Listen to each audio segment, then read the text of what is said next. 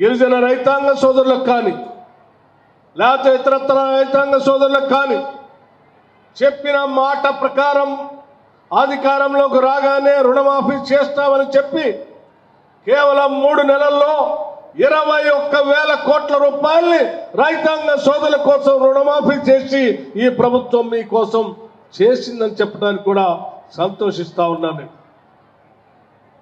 అట్లాగే రైతు భరోసా వ్యవసాయ శాఖ మంత్రి గారు ఎప్పుడు రైతులకు అవసరం వచ్చినా ఆ అవసరాలను తీర్చడం కోసం అది విత్తనాలు కావచ్చు, ఎరువులు కావచ్చు, కరెంటు కావచ్చు, అవసరమైతే వాళ్ళు పండించుకోవడానికి కావాల్సినటువంటి పెట్టుబడి కోసం కరెక్ట్గా టైంలీ అందించాలనేటువంటి ఆలోచనతో ఋతుపవనాలు మొదలు కాగానే 16వ తారీఖు నాడు మొదలుపెట్టి కేవలం 9 రోజుల్లో 9,000 కోట్ల రూపాయల రైతుల అకౌంట్లో రైతు భరోసా పేరు మీద వేసి చేసి చూపించాం.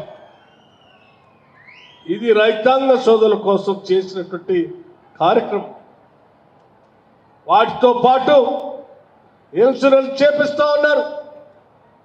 వాటితో పాటు రాష్ట్ర వ్యాప్తంగా ఉన్నటువంటి రైతాంగ సోదరుల కోసం వ్యవసాయ పంపు సెట్లు 29 లక్షల వ్యవసాయ పంపు సెట్లు ఉంటే ఆ వ్యవసాయ పంపు సెట్లు కట్టాల్సినటువంటి కరెంటు బిల్లుని రాష్ట్ర ప్రభుత్వం నేరుగా విద్యుత్ శాఖకి 12,500 కోట్ల రూపాయల్ని మీ అందరి తరఫున ఈ రాష్ట్ర ప్రభుత్వం వ్యవసాయ శాఖకి నుంచి అటు విద్యుత్ శాఖ డబ్బులు కడతా ఉంది.